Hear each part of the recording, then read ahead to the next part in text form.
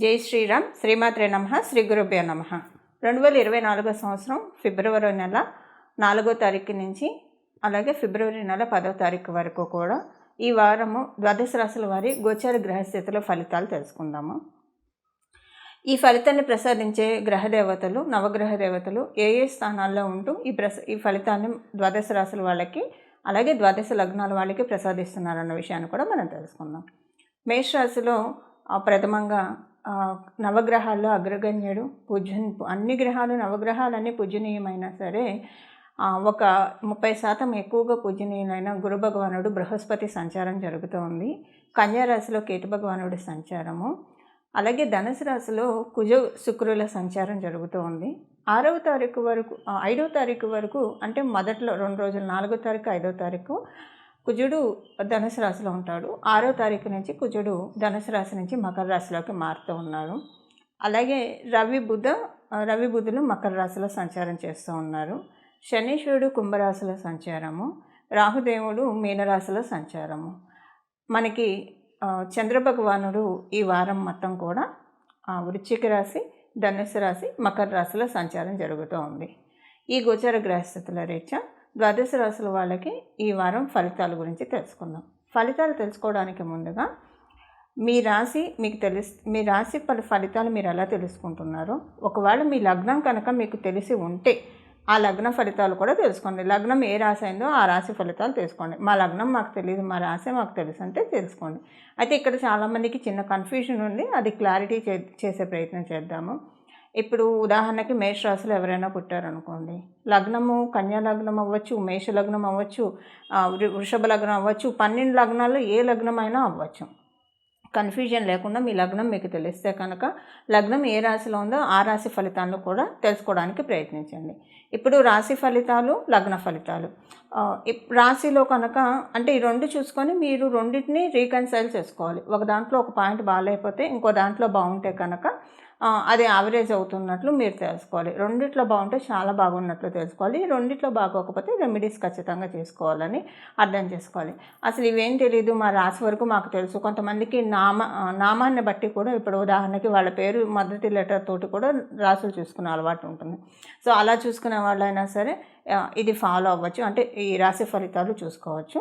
ఇది చిన్న కన్ఫ్యూజన్ చాలామందికి ఉంది, అందుకని ఈ చిన్న కన్ఫ్యూజన్ నివృత్తి చేసే ప్రయత్నంలో భాగంగానే ఇవన్నీ చెప్పడం జరిగింది. ఇక మనం రాశి ఫలితాలు ద్వాదశ రాశుల వాళ్ళకి చూద్దాం. ఈ వారం ద్వాదశ రాశుల వారికి కూడా బుధాదిత్య యోగము ఒకటి అప్లికేబిలిటీలో ఉంది. రవి బుధుల కలయిక బుధాదిత్య యోగాన్ని ప్రసాదిస్తుంది. అంటే ఇక్కడైతే కేంద్ర కోణాల్లో ఉంటేనే బుధాదిత్య యోగం అప్లికేబిలిటీ ఉంటుంది. బట్ మనకి ఇది కేంద్ర స్థానము. మనం కాలపురుషుడి కుండలిలోంచి చూసుకుంటే కనుక మకర రాశి 10వ రాశి, దశమ రాశి అవుతుంది. కాబట్టి మనం కేంద్రంగా దీన్ని పరిగణిస్తాము. కేంద్రంలో రవి బుధుల కలయిక బుధాదిత్య యోగాన్ని కలగజేస్తుంది. ఈ బుధాదిత్య యోగం వల్ల ఏం ఫలితాలు వస్తాయి అన్నది మనం రాశుల వారీగా ఏ రాశుల వాళ్ళకి ఈ ఫలితం ఎలా వర్తించబోతుంది అన్నది కూడా మనం వివరంగా తెలుసుకుందాము. బుధాదిత్య యోగము జనరల్గా చాలామందికి ఉంటూనే ఉంటుంది, కానీ అది బాగా ఫలించేవి క్యాలిక్యులేషన్స్ కొన్ని ఉంటాయి. అంటే ఇక్కడ అంత విపరీతంగా అయితే ఫలించే స్థితిలో అయితే లేదు బుధాదిత్య యోగము, బట్ ఒక 40% అయితే యాక్టివ్లో ఉంది. ఎందుకంటే బుధాదిత్య యోగం ఎప్పుడైనా సరే మనకి కన్యా రాశిలో పడినా, మిథున రాశిలో ఉన్నా, మేష రాశిలో ఉన్నా, లేదా సింహరాశిలో ఉన్నా, ఈ రాశుల్లో బుధాదిత్య యోగం ఎవరికైతే ఉంటుందో వాళ్ళకి చక్కటి ఫ్రూట్స్ తీసుకోవడానికి ఉంటుంది. బట్ ఇప్పుడు కూడా 2 గ్రహాలు 3 గ్రహాలు కలిస్తే యోగం అవుతుంది, అవయోగం అవుతుంది. కానీ ఇప్పుడు ఇది కొంతవరకు యోగప్రదమనే చెప్పుకోవాలి. ఈ యోగప్రదమైన విషయం ద్వాదశ రాశుల వాళ్ళకి ఏ విషయాల్లో స్వల్పంగా ప్లస్ చేస్తుందన్న విషయాన్ని కూడా మనం తెలుసుకుందాం.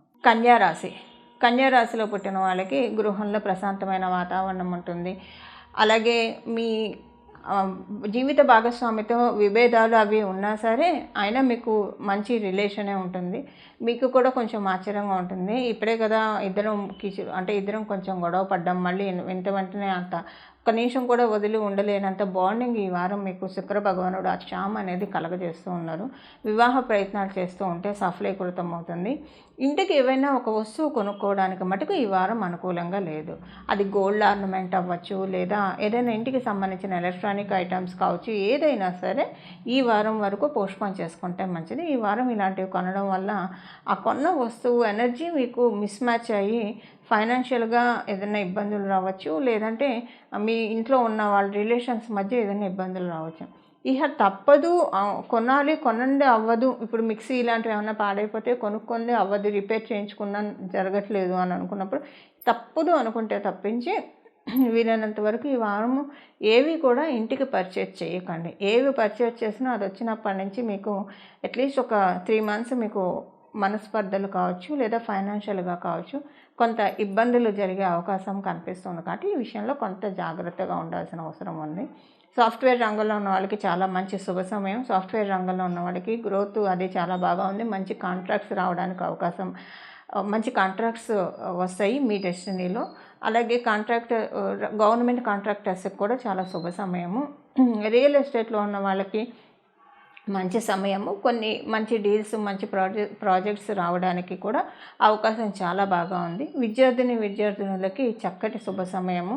విద్యార్థినులకి ఈ వారము అంటే చదువు అది కూడా టైం యొక్క విలువ తెలుసుకొని కరెక్ట్గా ప్రతి నిమిషాన్ని కూడా వాల్యుబుల్గా వాడుకుంటూ చదువుకుంటారు ఈ వారం ఉన్న గోచర గ్రహస్థితుల రీత్యా. ఇవి ఈ వారం యొక్క గోచర గ్రహస్థితుల ఫలితాలు. ఈ వారం చేసుకోవాల్సిన పరిహారం వచ్చేసేసి, ఈ వారం వీలైనంత వరకు మకర రాశిలో సూర్యనారాయణమూర్తి సంచారము, అలాగే బుధ భగవానుడితోటి కూడి సంచారము, ఇక్కడ కుజుడు కూడా కలుస్తూ ఉన్నారు. ఎప్పుడైనా సరే రవి బుధులు కలిస్తే చాలా మంచిది. బుధ భగవానుడు విష్ణుమూర్తి. ఈ వారం అంతా కూడా శ్రీరామనామాన్ని జపించడం, శ్రీరామనామాన్ని ధ్యానించడము, వీలుంటే కనుక రామాయణం అలాంటి గ్రంథాలు చదవడం, ఇలాంటివి ప్రయత్నం చేస్తే చాలా మంచిది. ఇదేమి చేయడానికి అవకాశం లేదు అని అనుకున్నప్పుడు ఈ చిన్న నామాన్ని కనుక జపిస్తే, ఎందుకంటే బుధాదిత్య యోగం స్ట్రాంగ్గా లేకపోయినా కూడా దాన్ని మనం స్ట్రాంగ్ చేసుకోవచ్చు. స్ట్రాంగ్ చేసుకోవడానికి ఈ నామాన్ని కనుక మనం ఈ వారం అంతా జపిస్తే కనుక ఖచ్చితంగా స్ట్రాంగ్ అవుతుంది. ఆ నామాన్ని ఇప్పుడు మనం తెలుసుకుందాము. శ్రీరామ జయ రామ జయ జయ రామ, శ్రీకృష్ణ జయ కృష్ణ జయ జయ కృష్ణ, హరే రామ కృష్ణ హరే రామ రామ రామ హరే హరే, హరే కృష్ణ కృష్ణ కృష్ణ హరే హరే, హరే రామ కృష్ణ. శ్రీరామ జయ జయ రామ, శ్రీకృష్ణ జయ జయ కృష్ణ, హరే రామ కృష్ణ హరే రామ రామ రామ హరే హరే, హరే కృష్ణ కృష్ణ కృష్ణ హరే హరే, హరే రామ కృష్ణ. శ్రీరామ జయ జయ రామ, శ్రీకృష్ణ జయ జయ కృష్ణ, హరే రామ కృష్ణ హరే రామ రామ రామ హరే హరే, హరే కృష్ణ కృష్ణ కృష్ణ హరే హరే, హరే రామ కృష్ణ. ఇప్పుడు తెలుసుకున్న ఈ నామాన్ని ప్రతిరోజు ఒక మాలగా అంటే 108 సార్లు చదువుకుంటే చాలా మంచిది. కుదిరిన వాళ్ళు 21 సార్లు చదువుకున్నా మంచిదే. మీరు ఏ పని చేస్తున్నా మనసులో ఈ నామాన్ని ఇంత అని సంఖ్య లేకుండా జపించుకుంటూనే వెళ్ళొచ్చు. మీరు కంప్యూటర్లో వర్క్ చేస్తున్నారు, మనసులో ఈ నామాన్ని జపించుకుంటూ ఉండొచ్చు. మీకు కనుక ఇది కాలపురుషుడు కుండలిలోంచి కేంద్ర స్థానంలో ఏర్పడుతూ ఉంది కాబట్టి ఇది కొంత బలం అంటే పూర్తిగా బలం లేకపోయినా బలం ఉన్నట్లే. మీ జన్మజాతకంలో కనుక బుధాదిత్య యోగం ఉంటే ఇప్పుడు ఇంకా ఈ నామాన్ని పట్టుకోవడం వల్ల ఇంకా అది ప్లస్ అవుతుంది. సో కమ్యూనికేషన్ స్కిల్స్ విపరీతంగా వస్తాయి బుధాదిత్య యోగం ఉన్న వాళ్ళకి. ఈ నామాన్ని పట్టుకోవడానికి ప్రయత్నించండి. సకల శుభాలు, సకల సన్మంగళాలు కూడా మీ జీవితంలో ఆహ్వానించడానికి ప్రయత్నించండి. మంగళం. నమో భగవతే వాసుదేవాయ.